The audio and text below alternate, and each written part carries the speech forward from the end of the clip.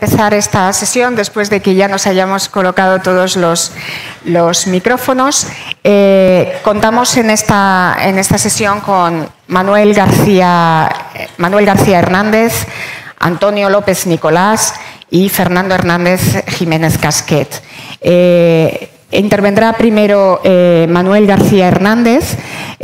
Vamos a hacer un primer turno de intervenciones de aproximadamente 10 minutos y después abriremos un debate entre los diferentes panelistas a propósito del nuevo escenario regulatorio y de las perspectivas de futuro tanto en España como en Europa. Manuel García Hernández, que intervendrá en primer lugar, es actualmente el subdirector general de Energía Eléctrica en el Ministerio para la Transición Ecológica, es ingeniero industrial por ICAI, máster in Public Administration por la Harvard Kennedy School of Government, estudios que cursó gracias a una beca Fulbright en 2012. Pertenece al Cuerpo de Ingenieros Industriales del Estado desde 2005 y ha ocupado, entre otros puestos, el de director de gabinete del secretario de Estado de Energía entre 2008 y 2011 y ha sido secretario general técnico del Ministerio de Energía, Turismo y Agenda Digital entre 2015 y 2018. Le doy la palabra en primer lugar. Va a continuar de alguna forma con la presentación que ya ha hecho el secretario de Estado de Energía, hablando del desarrollo reglamentario del Real Decreto Ley 15/2018 y, por tanto, del Real Decreto por el que se regulan las condiciones administrativas, técnicas y económicas del autoconsumo una vez que ha finalizado el plazo para presentar alegaciones el pasado 8 de febrero. Por lo tanto, muchas gracias.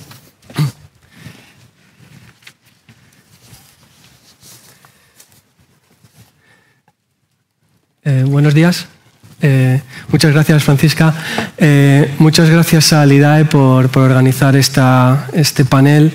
Gracias a todos ustedes por acompañarnos y gracias también a nuestros hermanos en la Secretaría de Estado de Energía de IDAE por invitarme a participar en este interesante panel sobre el nuevo marco político normativo en materia de energía y clima.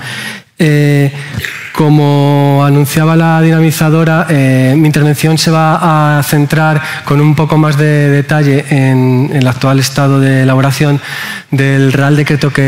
borrador del Real Decreto que regulará los aspectos técnicos, económicos y administrativos de la actividad del autoconsumo. Creo que el título y el tema elegido para este panel no puede ser más oportuno en el tiempo, porque, como todos ustedes saben, esta norma en pleno proceso de elaboración, de tramitación, que estamos elaborando entre todos. Lo digo deliberadamente porque muchos de los aquí presentes estoy seguro que han participado en el proceso de audiencia e información pública que hemos abierto con urgencia y con un plazo probablemente más corto del que nos hubiera gustado a todos, pero motivado por la necesidad y por el propio mandato que preveía el Real Decreto Ley 15/2018 de tramitar la norma a la mayor brevedad. Se han recibido casi un centenar de alegaciones en la audiencia e información pública que hemos realizado a través de la web del Ministerio para la Transición Ecológica. Adicionalmente, la CNMC, en su trámite de informe preceptivo, también ha evacuado un procedimiento de audiencia a través del Consejo Consultivo de Electricidad, donde también muchos agentes, los que están ahí presentes, han podido, y administraciones públicas han podido participar. Por tanto, creo que es una norma que, pese a estar siendo tramitada con este procedimiento de urgencia, que acordó el Consejo de Ministros en septiembre mediante un acuerdo que estableció que la tramitación sería por la vía de urgencia, que está prevista, como saben, en la Ley de Gobierno, pues está teniendo una participación pública y estamos pudiendo escuchar a todos los sectores afectados, a todas las partes implicadas, y esto nos va a permitir poder incorporar todas las opiniones y conseguir lograr una norma que dé respuesta adecuada a lo que la sociedad demanda. Como ha avanzado el secretario de Estado en la inauguración de esta jornada, el Real Decreto Ley 15/2018 era una norma urgente que daba respuesta a un momento de extraordinaria urgente necesidad por una escalada de precios en los mercados mayoristas de las materias primas y, por tanto, tenía una serie de medidas estructurales que intentaban actuar en el corto plazo sobre esta escalada de precios, pero adicionalmente tenía también otra serie de medidas de carácter más estructural que daban las primeras señales y los primeros pasos normativos para avanzar en en la transición energética y ecológica, que al fin y al cabo es casi lo mismo. En el ámbito del autoconsumo, que es en lo que me voy a centrar, pues efectivamente consagraba estos 4 grandes principios: el derecho al autoconsumo sin peajes y cargos, el derecho al autoconsumo compartido entre distintos sujetos, generadores y consumidores próximos, aprovechando las economías de escala y permitiendo salvar problemas de información que pueden suponer una barrera al desarrollo de esta actividad, el derecho al autoconsumo de una manera simplificada, sin trabas administrativas, y también el derecho a ser retribuido o compensado de alguna forma por la energía que un autoconsumidor vierta a la red. La norma, que estoy seguro que ustedes bien conocen, es una norma técnica, compleja, como cualquier reglamento. Regula ex novo, bueno, no ex novo, pero regula en muchos aspectos sí, de manera original una actividad que tiene muchas aristas técnicas, económicas complicadas, y por tanto es una norma que no es fácil de plantear inicialmente, pero que hemos intentado, mediante un grupo de trabajo creado en la Secretaría de Estado de Energía entre la Dirección General de Política Energética y Minas y el IDAE, hemos intentado pues, recabar previamente la opinión en consultas previas de todos los agentes para hacer una norma que fuera comprensible, entendible y aplicable fácilmente, y hemos hecho un esfuerzo didáctico que, gracias también a las alegaciones, vamos a intentar todavía mejorar. Les resumiré brevemente la estructura de la norma y los principales elementos, y sobre todo aquellos más novedosos, y finalmente les daré una pequeña idea sobre cuáles han sido los principales, el feedback recibido en la audiencia y en lo que podamos decir, porque la decisión tomada, pues aquellos aspectos que sí que vamos a incorporar. En primer lugar, la norma establece una serie de definiciones que son extensas, pero que son necesarias porque efectivamente las modalidades, como posteriormente diré, son variadas. Los tipos y a su vez las variantes en cada una de ellas también hace que se multiplique la casuística, y es importante, por seguridad jurídica, por claridad de la norma, establecer un marco de definiciones que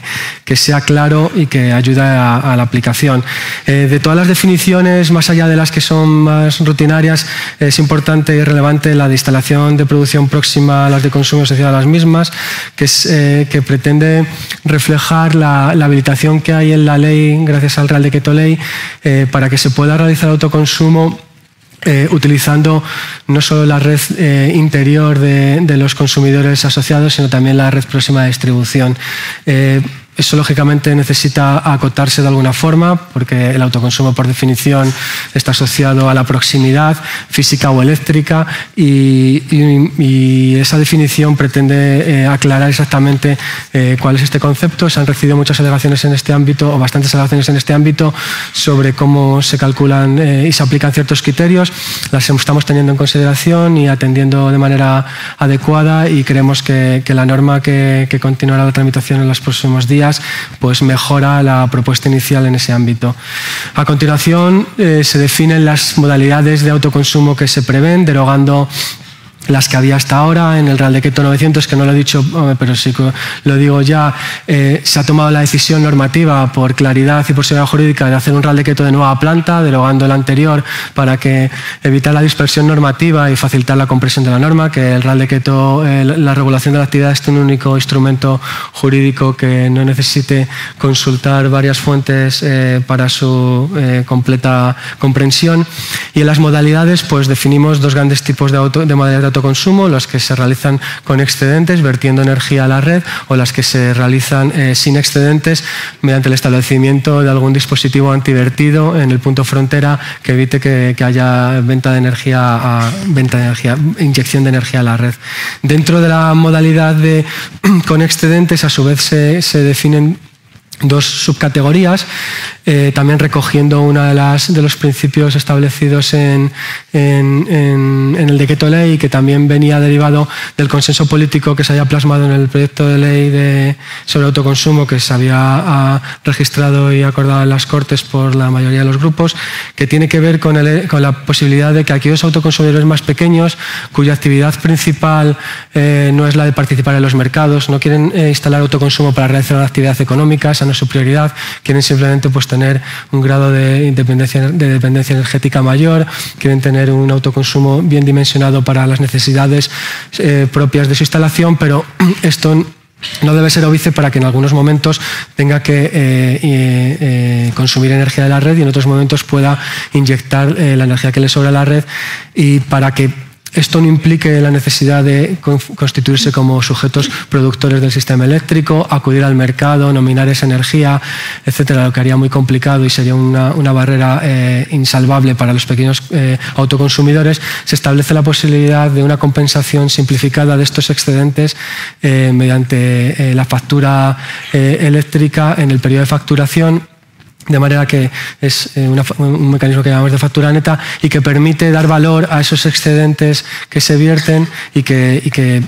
más adelante, muy brevemente, daré un poco más de detalle al respecto. También en la parte de la conexión y el acceso, pues se recogen las excepciones y simplificaciones previstas en la ley en virtud de este principio de simplificación.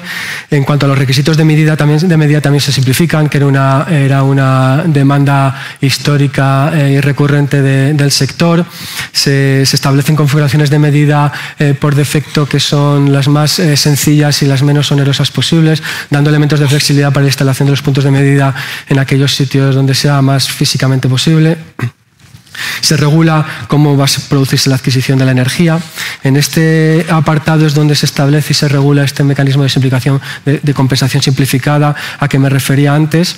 que permite que con los excedentes de energía vertidos a la red, a los sujetos que estén acogidos a este mecanismo, se pueda compensar en el periodo de facturación, típicamente el mes, el consumo de energía por estos vertidos. Esta energía que se vierte a la red y que sirve para compensar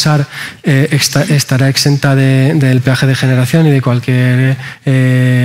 cargo, y será valorado a un precio relacionado con el mercado y relacionado con el precio voluntario para el coste de la energía que se incluye en el precio voluntario para el pequeño consumidor, y permitirá, en el mejor de los casos, tener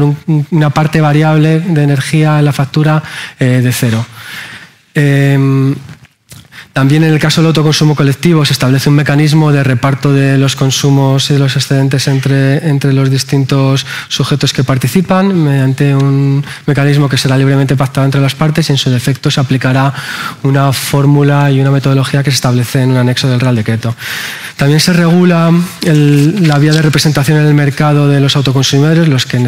que sí que acuden al mercado con excedentes y tienen mayor tamaño, bajo un principio de apertura a los sujetos que hasta ahora tenían ciertas limitaciones, porque consideramos que la participación de estos sujetos permitirá dinamizar el sector en los inicios. Hay un mandato para que la Comisión Nacional de los Mercados y la Competencia, que, como bien dice su nombre, pues tiene competencias no solo regulatorias sectoriales, sino también de supervisión del grado de competencia de los distintos mercados, pues para que pueda supervisar que esto no tiene efectos negativos sobre la competencia de los distintos servicios. También se regulan los peajes y los cargos, con, lógicamente, las excepciones y las exenciones que mencionaba al principio, y la derogación de cualquier peaje o cargo sobre la energía autoconsumida. Se regula también qué cantidades hay que pagar para el uso de la red de baja tensión en aquellas modalidades en las que el autoconsumo utiliza la red próxima para transmitir la energía, que lo que permitirá, por ejemplo, que una comunidad de vecinos pueda establecer una modalidad de autoconsumo con la comunidad de vecinos de enfrente, si la comunidad de vecinos de enfrente tiene unas mejores condiciones, por ejemplo, de irradiación solar, pues para establecer la central de generación en una y el consumo en las dos, por ejemplo, y que el hecho de que no estén ni siquiera en la misma red interior y ni siquiera en la misma redistribución, para que esto no sea un impedimento. Y también, por último, se establecen las obligaciones de registro bajo el principio de simplificación, de que el autoconsumidor no tiene que hacer nada, que se hace todo de oficio por las administraciones y los sujetos que participan, pero no el agente autoconsumidor, aprovechando pues las comunicaciones que ya existen en el ámbito del reglamento electrotécnico de baja tensión de los instaladores, y estableciendo un mecanismo de coordinación y cooperación entre las administraciones públicas que nos permita tener a la Administración General del Estado también una visibilidad de cuánto autoconsumo se va implantando, de cuánto autoconsumo renovable se va implantando, lo cual es también importante a efectos estadísticos, porque lo que tiene sentido es que el autoconsumo que se desarrolle en España pues nos sirva y lo podamos acreditar para cumplir los objetivos de penetración de renovables renovables a que nos hemos comprometido en el Plan Nacional Integral de Energía y Clima y por tanto nos parece importante mantener este equilibrio entre simplificación administrativa, eliminación de trabas y de cargas registrales, pero también tener trazabilidad. Por último, hay un régimen transitorio que permitirá de manera adecuada también en las alegaciones recibidas. Se ha incidido por muchos sujetos que el régimen transitorio sea suficientemente amplio para permitir una adaptación de todos los sujetos afectados en la medida en que esto es una actividad nueva que se va a desarrollar y hay todavía necesidades de implementación y de adaptación de los sistemas, etcétera. Y también de aquellas instalaciones que se habían acogido a configuraciones singulares de medida bajo el anterior marco normativo. Y por último hay una parte final que es relevante desde el punto de vista de la seguridad industrial, que está elaborada por nuestros compañeros de la Secretaría General de Industria, que regula algunos aspectos que son importantes desde el punto de vista de la seguridad industrial, que no estaban regulados, como las condiciones técnicas y de seguridad de los dispositivos antivertido. Como ya la dinamizadora me está mirando con cara amenazante, no me voy a extender más. Únicamente me gustaría agradecerles a todos ustedes pues, las alegaciones que hemos recibido, las propuestas, la participación en este proceso. Les animo a que sigan haciéndolo en los siguientes pasos y esperamos que seamos capaces de aprobar en las próximas semanas una norma que dé respuesta a esta demanda y esta voluntad política plasmada en el Decreto Ley 15/2018. Muchísimas gracias.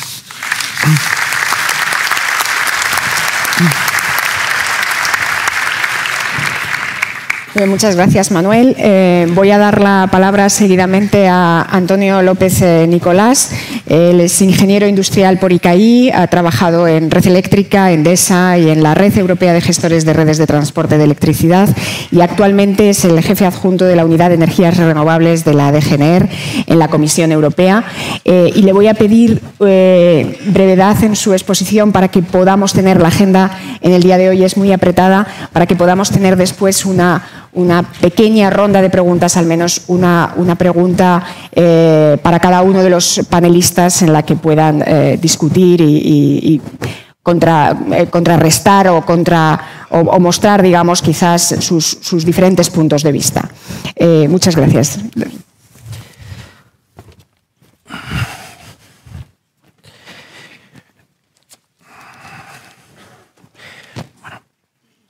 Buenos días a todos. Muchísimas gracias por la invitación. Creo que me estás pidiendo un imposible. Aún así, voy a intentar poner el cronómetro y hablar no tanto como me gustaría. Creo que esta conferencia llega en un momento absolutamente crucial para el sistema energético europeo. Hace 2 meses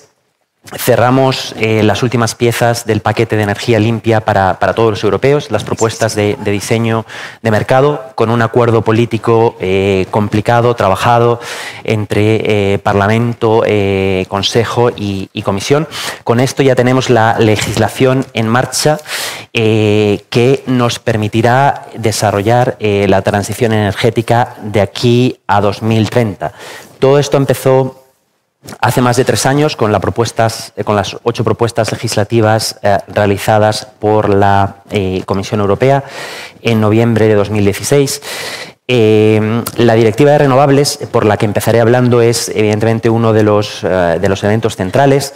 Se ha alcanzado un acuerdo en la directiva que ha entrado en vigor el 24 de diciembre del 32% de objetivo sobre consumo de energía final de renovables a nivel europeo. Pero el objetivo de esta directiva va más allá de los números, ¿no? Esta directiva trata del liderazgo de la Unión Europea y de sus Estados miembros en materia de energías renovables, del liderazgo mundial, del liderazgo tecnológico, del liderazgo industrial. Y trata de aprovechar la oportunidad que la transición energética supone para la Unión Europea en su conjunto. La cifra es ambiciosa, bastante más ambiciosa que la cifra de partida de 27% que el Consejo Europeo acordó en 2014, bastante más ambiciosa que la cifra que propuso la Comisión del 27% inicialmente, y representa el doble de la energía renovable que existe actualmente y 4 veces la existente en 2004. La directiva no trata solamente de un objetivo, sino de medidas que sustentan ese objetivo, de forma que permitan que los Estados miembros lo alcancen de una forma eficiente en cuanto a costes y permitan y se beneficien de esta transición energética. La directiva contiene medidas de calado para el sector de electricidad, incluyendo reglas para diseñar los mecanismos de apoyo a las renovables en base a mecanismos de mercado e incluyendo una cláusula de no retroactividad para evitar cambios retroactivos en los mecanismos de apoyo, que es muy importante para asegurar que las inversiones se lleven a cabo de una forma eficiente. Contiene medidas de calado para el sector de la calefacción y refrigeración, que ha sido el gran olvidado hasta estos momentos. Este sector es un 50% del consumo final de energía dentro de la Unión Europea y la cuota de renovables ahora mismo es de un 19%, comparando al 31% que representa el sector, las renovables en el sector de electricidad. Es un sector donde hay que actuar y donde la Directiva de Renovables ha propuesto medidas de calado, incluyendo la obligación para los Estados miembros de aumentar de forma indicativa 1,3 puntos porcentuales al año su cuota de renovables en este sector. No me olvido del transporte. En el transporte todavía estamos más atrás en tema de renovables. La cuota actual en la Unión Europea es de un 7,5%. La directiva plantea un objetivo del 14% de renovables, incluyendo un objetivo específico de 3,5% para los biocombustibles avanzados. Se espera que los biocombustibles avanzados y la electrificación sean capaces de cumplir una parte importante de este objetivo de transporte. Pero evidentemente la directiva no es solamente esto. Hablamos también de una simplificación administrativa importante con una ventanilla única, un plazo límite de 2 años para que se autoricen administrativamente los proyectos de renovables, lo cual va a dar lugar a reducciones importantes de costes. Y también, y no me he querido detener mucho porque tanto Manuel como ponentes posteriores hablarán del autoconsumo en mayor detalle, pero sí que me gustaría resaltar la dimensión de la participación ciudadana y del consumidor en la transición energética que esta directiva y este paquete traen consigo. Por primera vez en la normativa europea se introducen nuevos derechos para los consumidores para producir, consumir, almacenar la energía que ellos mismos producen sin ser sujetos a procedimientos administrativos excesivos ni a cargas por la energía autoconsumida. Se plantean medidas de importancia para desarrollar las comunidades energéticas renovables. Pero el paquete de energía limpia no solamente habla de renovables en la directiva de renovables. El paquete de energía limpia intenta dar una visión de conjunto a toda la transición energética. También impulsar la eficiencia energética con un objetivo del 32,5% y también facilitar la participación de los consumidores en esa transición energética y ofrecer un trato justo a los consumidores. Hay medidas de suma importancia para las energías renovables en las propuestas de diseño de mercado, donde se desarrollan los mercados a corto plazo, se intenta aumentar la flexibilidad del sistema eléctrico, se plantean reglas clave para el despacho y el acceso a redes de las energías renovables. Se propone también, se ha acordado también un reglamento de gobernanza de la Unión de la Energía, por el cual los Estados miembros van a contribuir a las 5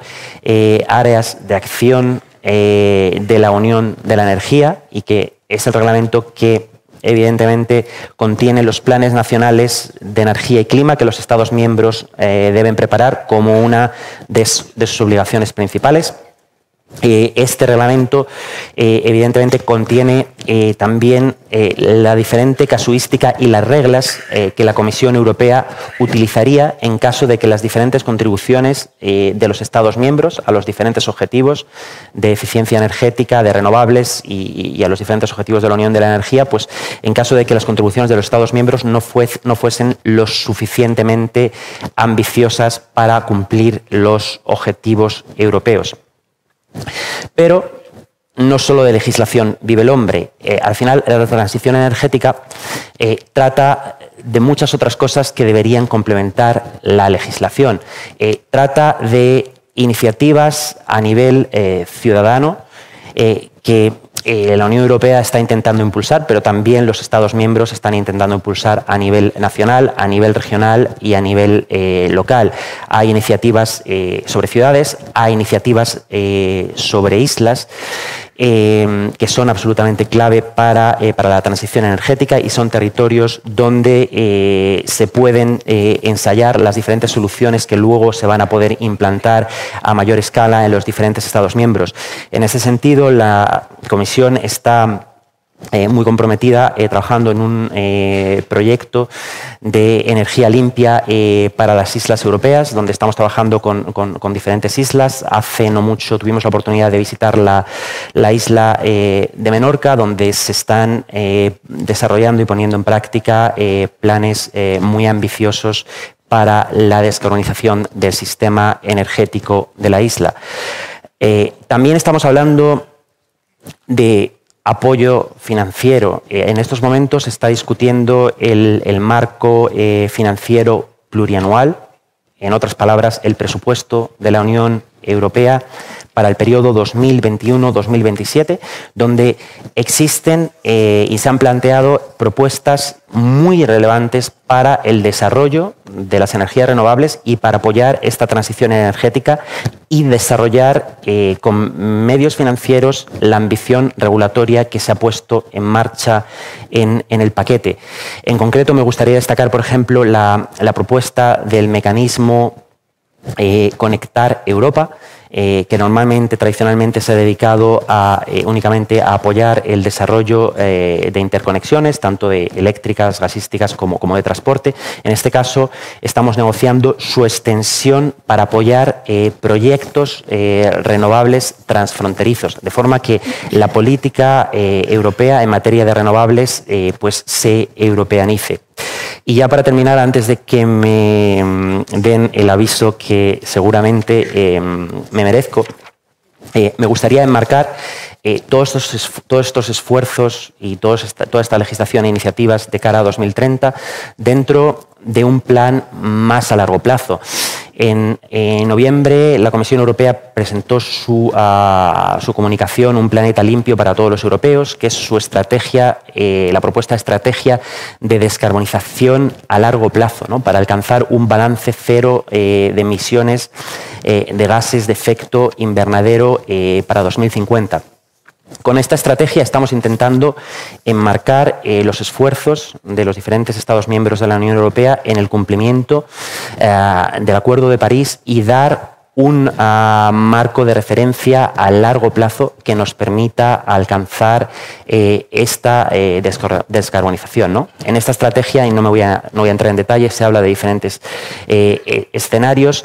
que permiten alcanzar estos objetivos y al final estos escenarios apuntan en dos direcciones. O sea, vamos a tener muchas más energías renovables, estamos hablando del sector eléctrico de una cifra en torno a un 80% para 2050 y vamos a tener una electrificación bastante importante de los otros sectores, de forma que el sector eléctrico acabe suponiendo una parte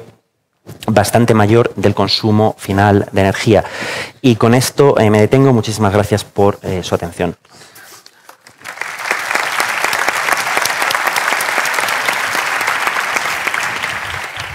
Muchas gracias, Antonio. Sin pausa, voy a dar la palabra a Fernando Hernández Jiménez Casquet. Él es técnico comercial y economista del Estado y licenciado en Derecho, máster de Economía por la Universidad de Harvard. Ha sido asesor en la Oficina Económica del Presidente del Gobierno entre 2001 y 2004 y en la Secretaría de Estado de Energía, y desde octubre de 2013 es el director de Energía de la Comisión Nacional de los Mercados y la Competencia. Por lo tanto, tienes la palabra. Te pido también que seas todo lo breve que se pueda ser para que podamos después tener podamos contestar rápidamente a una serie de preguntas. Podáis contestar a una serie de preguntas de manera rápida. Gracias, Francisca. Efectivamente, voy a intentar ser breve. Agradecer a IDAE y felicitar a IDAE por la organización de estas jornadas, y agradecer también la invitación a la CNMC y el reconocimiento expresado por el secretario de Estado de que el regulador, como autoridad independiente de regulación, pues también juega un papel en el proceso de transición, un papel que a mí me gustaría que fuera un papel de moderador de la transición a la vez que facilitador de la misma. Al fin y al cabo, creo que para el éxito del proceso es esencial que el consumidor perciba las ventajas de la transición. Y esto es la función esencial del regulador, permitir que la transición o que las medidas mandatadas por nuestros gobiernos o por nuestros legisladores europeos y españoles pues se hagan en beneficio del consumidor de la forma más eficiente posible, y que esa percepción de beneficios pues se note tanto en su conciencia medioambiental, pero también en la operación del sistema y en la factura eléctrica, al fin y al cabo. El autoconsumo es el ejemplo más fácil y más visible de este rol o ese papel del consumidor. Y la CNMC, como ha dicho el subdirector del Ministerio, pues emitió recientemente un informe sobre la propuesta de Real Decreto, que yo creo que además una palabra que describe el informe es una valoración especialmente positiva. Yo diría que positivo, por un lado, por ese carácter facilitador de la nueva regulación propuesta por el Gobierno, y yo también añadiría positivo por el carácter prudente de las medidas propuestas. Creo que hay dos que, a juicio de la Comisión, pues son pasos muy importantes y a la vez muy prudentes en la configuración que se le ha dado en la propuesta. Uno, la permisión o la configuración de una nueva figura de autoconsumo colectivo, con una definición de instalaciones próximas, pues creo que bastante novedosa, facilitadora y a la vez yo diría que supervisable y controlable. Y segundo, pues la figura del reconocimiento del valor de los excedentes de una instalación de autoconsumo, también facilitadora y prudente la propuesta elaborada de que ese valor sea en euros, no en energía, y de cambiar las propuestas antiguas del balance neto por un reconocimiento de un valor económico horario de la energía vertida. Pero bueno, más allá del autoconsumo, sobre el cual creo que se hablará bastante en las siguientes sesiones, creo que es importante reconocer que más allá del autoconsumo, pues el consumidor tiene un rol importante y activo en la transición energética. Hoy en día, con la información y con la digitalización, pues un consumidor puede ser consciente del contenido renovable de la energía que consume, puede solicitar pues que el comercializador le garantice que el 100% de la energía que le suministra sea de origen renovable. Tenemos un sistema avanzado y ya muy probado y muy demandado de certificación de garantías de origen de la energía. Y igualmente, pues el consumidor que quiera de forma activa, pues puede responder al conocimiento que pueda tener de su curva de carga y de los precios horarios con una gestión pues más activa de su demanda. En el futuro creemos que esto es simplemente un primer paso y que pues también como regulador y en las normativas europeas, en códigos de red en particular, pues tendremos que ir desarrollando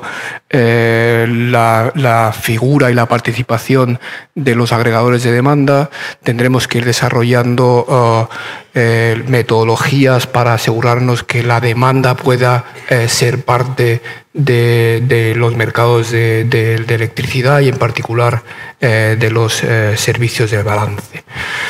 Pero, bueno, más allá del consumidor, de la micro y de la autogeneración, pues tampoco podemos olvidar que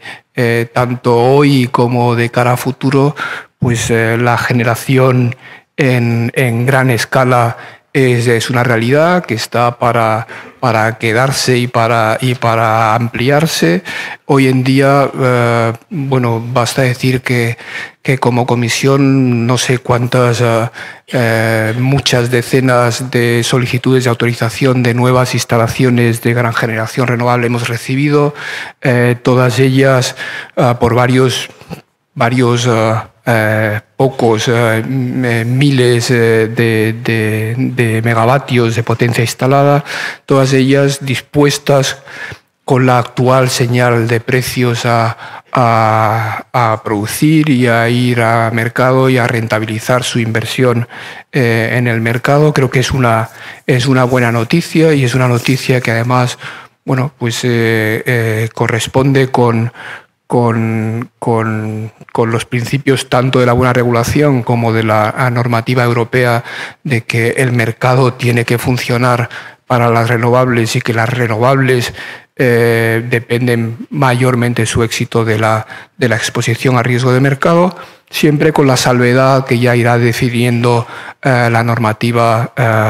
del gobierno de pues, necesidad de mantener determinada diversificación de tecnologías, firmeza, garantía de seguridad de suministro, posibilidad de almacenamiento, como ha dicho el secretario de Estado,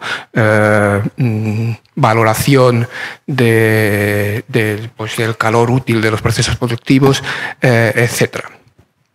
Pero digamos que esta realidad de que ya no es la retribución específica o la prima lo que persigue fundamentalmente, al menos a corto plazo, la gran generación renovable, hace que ahora el recurso escaso sea el acceso. Y que hoy en día pues pasamos a una realidad donde frente a una red con cierta capacidad disponible en el pasado, pues ahora tenemos una red pues prácticamente con todos los nudos copados en gran medida con generación ya relativamente comprometida. Y aquí, bueno, pues habrá que hacer los refuerzos necesarios y la inversión en redes, pero no solamente eso basta y además es una condición necesaria, no suficiente. Lo que habrá que hacer es que la regulación, que si no me equivoco a día de hoy pues está fundamentalmente en un Real Decreto del año 2000, pues sea más facilitadora y más inteligente. Tendremos que ir a conceptos de redefinición de determinados parámetros técnicos de definición de la capacidad viable de los nudos que sean pues más abiertos, que permitan más simultaneidad, que permitan incluso utilizaciones de la capacidad no necesariamente firmes por mayor generación que se vaya conectando a nuestras redes. E igualmente, pues bueno, será necesario también reconocer pues que la inversión en redes tiene un papel importante. Todos conocemos pues a través de declaraciones de las empresas de red, distribuidoras y transportistas y en prensa de las perspectivas futuras de inversión. He dicho al principio que al regulador le gusta dar mensajes de facilitación y a la vez de prudencia. Efectivamente habrá que invertir en redes, pero no es exclusivo. Habrá que priorizar la inversión en redes, habrá que priorizar la inteligencia en las redes, habrá que intentar que las nuevas perspectivas de inversión sean compatibles con el sostenimiento económico del sistema y con unos peajes pues moderados para el consumidor eléctrico. En definitiva, bueno, creo que la transición, pues al fin y al cabo, está llena de oportunidades. El autoconsumo, una oportunidad, el consumidor activo, la gestión de la demanda, los precios bajos, podemos hasta sacar una oportunidad de la volatilidad de precios, la inversión en redes inteligentes, pero también está sujeta a bastantes retos, no olvidarse del consumidor no activo y consumidor vulnerable, de que los precios bajos pues distorsionan la señal de inversión de nueva generación a largo plazo, que a la hora de diseñar peajes y tarifas pues no vale exclusivamente como teníamos antiguamente en nuestras metodologías recuperar costes, habrá que dar también una señal de eficiencia y finalmente pues hacer que esta inversión en redes sea compatible con precios razonables. Y la verdad es que 10 segundos me he pasado de los 10 minutos, apenas un 1%, pues cojo mi silla. Gracias pues, y agradecimiento a los organizadores de la jornada.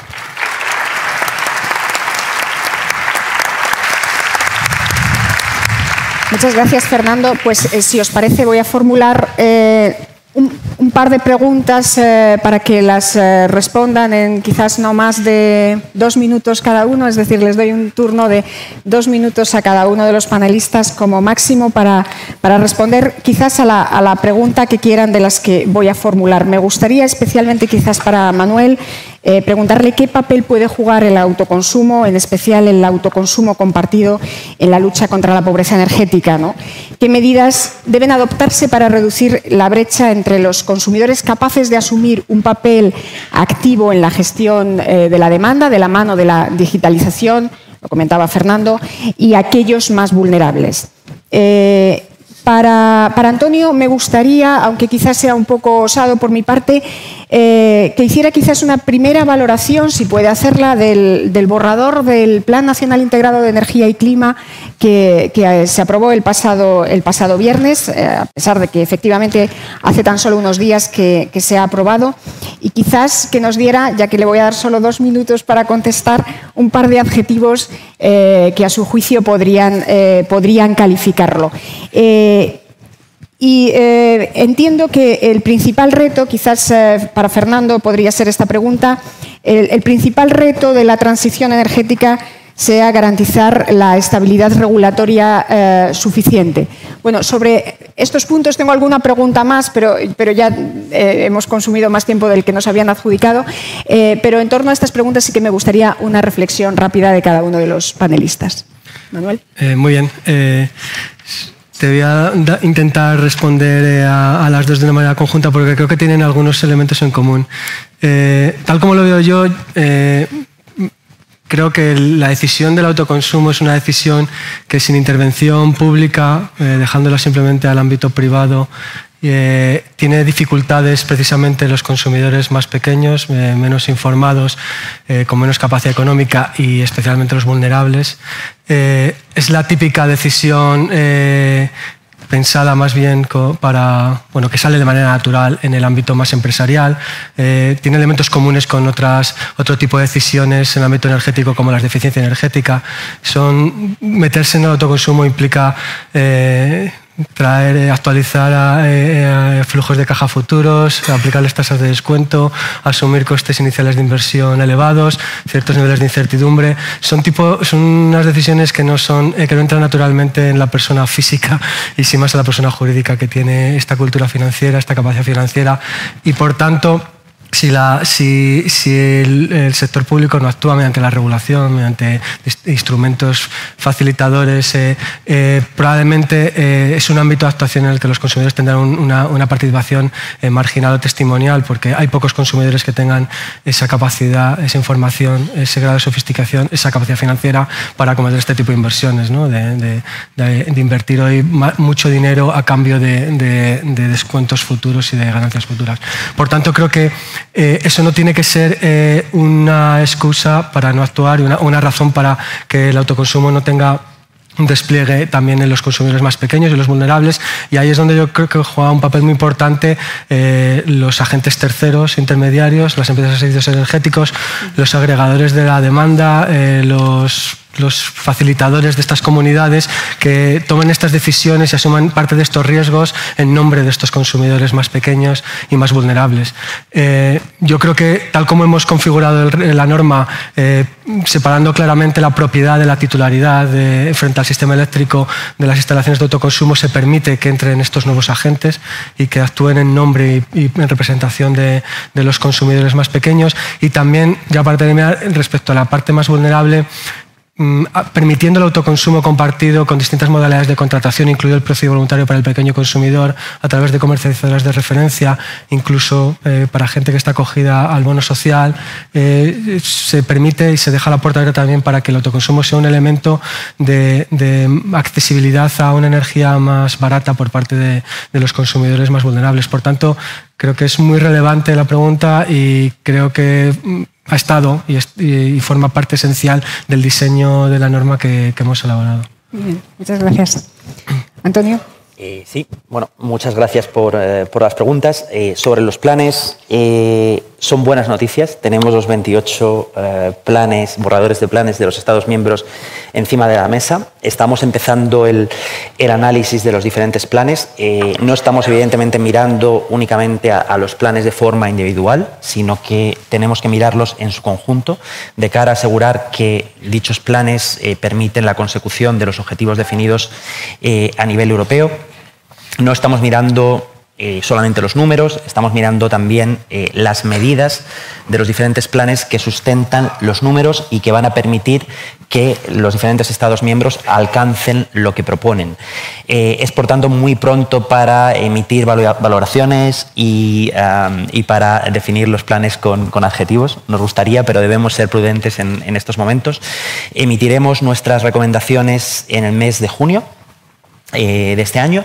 de forma que los Estados miembros puedan tener en cuenta estas recomendaciones para remitir los planes finales antes de final de año, antes de final del año 2019. Un comentario muy breve sobre el tema de pobreza energética, autoconsumo, renovables. O sea, realmente lo que estamos viendo con la reducción de costes tecnológicos de muchas tecnologías renovables es que ahora mismo las tecnologías renovables realmente tienen el potencial de reducir el precio de la electricidad, ¿no? Y con esta expectativa trabajamos, ¿no? Que qué mejor, aparte de medidas específicas para la pobreza energética, qué mejor medida para luchar contra la pobreza energética que reducir el precio de la electricidad de forma competitiva, produciendo con tecnologías limpias. Muy bien, muchas gracias. Fernando. Bueno, la pregunta evidentemente no estaba preparada porque no sé muy bien cómo contestar, pero el tema de la estabilidad regulatoria es como un principio fundamental del que se crea regulador. El hecho, como decía, de que los nuevos modelos futuros, sea de autoconsumo o de penetración de renovables, no sean fundamentados en las primas y no impongan un coste directo al sistema, pues hace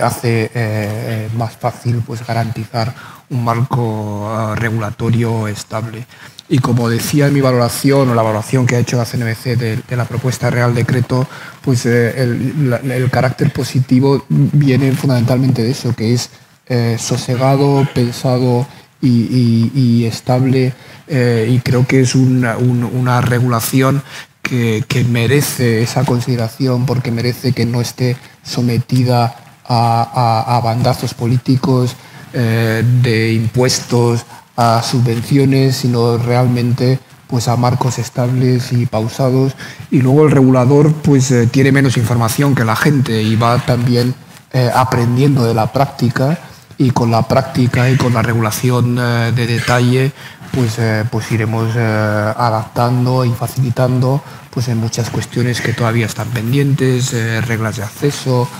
reglas de balance, procedimientos de liquidaciones, de factura, etcétera. Muy bien, muchas gracias. Manuel ha hablado de eficiencia energética. Los objetivos del Plan Nacional Integrado de Energía y Clima son también muy ambiciosos en materia de eficiencia energética. El plan incluye previsiones de rehabilitación energética de viviendas que, comenzando con 30.000 viviendas año en 2021, finalizan con 300.000 viviendas año en 2030. Aunque estas previsiones tendrán que ajustarse a lo que establezca la próxima revisión de la estrategia a largo plazo para la rehabilitación energética en el sector de la edificación, me pregunto, y lanzo un poco esta pregunta a la sala, si la nueva normativa en materia de autoconsumo puede producir y debe producir un efecto de arrastre sobre el sector de la rehabilitación residencial e incrementar significativamente el número de las intervenciones integrales sobre los edificios. Durante este año, y una vez presentado el borrador del Plan Nacional Integrado de Energía y Clima, vamos a seguir trabajando, debatiendo sobre los contenidos del plan, sobre los objetivos y las políticas y medidas que incluye, y esperamos que esta jornada y las que habrán de seguir durante este año pues sirvan para construir los consensos necesarios entre las distintas administraciones, el sector empresarial y la ciudadanía en general, para garantizar esa estabilidad regulatoria suficiente para hacer posible el cumplimiento de los objetivos de descarbonización a 2030 y a 2050 que nos hemos propuesto. Y por mi parte, muchas gracias de nuevo a los panelistas, muchas gracias a ustedes, a todos ustedes por su atención, y espero que la jornada sea provechosa para todos. Muchas gracias.